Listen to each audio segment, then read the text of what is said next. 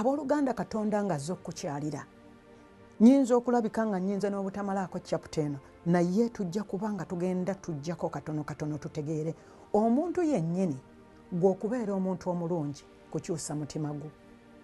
Kale oyinza okugamba walokoka n'ojja mu kkanisa, naye ebiseera ebisinga tulemeddwa okubeera abantu balemeddwa okuba abalungi kubanga naye batuuka mu kkanisa emitima gyabwe giba tegikyusiddwa. Naye omuntu bw'olokoka n'ojja mu kkanisa weetaaga okuggulawo omutima gwe eri Katonda n'omuleka akukyuse, akyuse embalayo naye mutima. Kubanga omutima gwo bwe guba tegukyusiddwa osobola okubeera ng'omwami ono Eriyaabu, n'obeera ng'omaze emyaka mu kkanisa naye Mukama buli waakulaba n'agamba si oyo. Naye ate ogenda okulaba nga waliwo akalenzi wali kali mu byuma, katereeza byuma, kayera ekyaki, kayaniriza bagenyi, gwe ng'olaba muli wenna oli musava bulungi, akiwulira.